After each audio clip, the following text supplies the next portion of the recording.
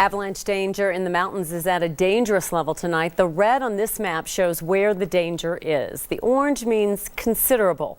So far this season, we've had 5 reported avalanche deaths in Colorado, the latest a week and a half ago near Telluride.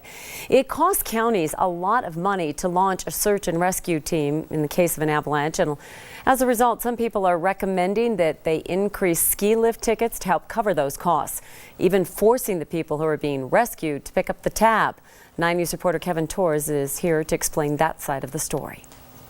The sheriff in San Miguel County believes people who are being rescued, at least the ones who willingly put themselves in a dangerous situation, should have to pick up most of the rescue tab instead of putting it on taxpayers.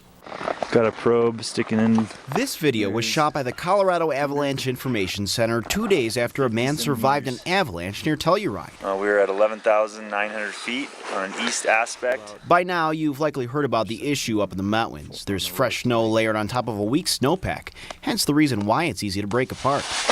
Whoa. Okay, so that was a compression test of a 15. When an avalanche is triggered and there's a person involved, rescue teams have to deploy.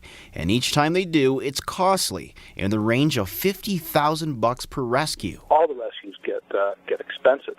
Not just the actual cost or the direct cost, but also all those indirect costs. That's Sheriff Bill Masters from San Miguel County. His county search and rescue budget is around $100,000, so you can understand why even one rescue would frustrate him. I would like to see something more along the European standard where, first off, people are liable for their rescue. Masters says if it were up to him, folks who needed rescuing, who didn't purchase insurance, would be responsible for covering a chunk of the cost. If you go out and engage in these recreational pursuits, you will be billed for your rescue, and you'll be obligated through the courts to pay for that rescue if you don't buy the insurance. It's similar to what someone involved in a car accident would have to do if they didn't have insurance. If you go out and buy a hunk of climbing rope and want to go up on a 14er and you fall off it and break your leg, you're suddenly a victim, and all the assets of the county are supposed to come and help you.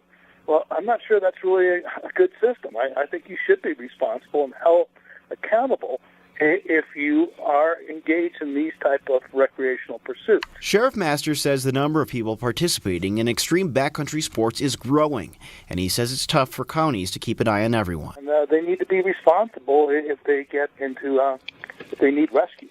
Sheriff Masters already bills folks who don't have insurance for the cost of the helicopter rescue, which is in the thousands. He says a majority of people don't purchase the insurance, even though it's only $12 for 5 years. We're continuing this conversation on our 9 News Facebook page. Head there and leave your comments. In the newsroom, I'm Kevin Torres, 9 News.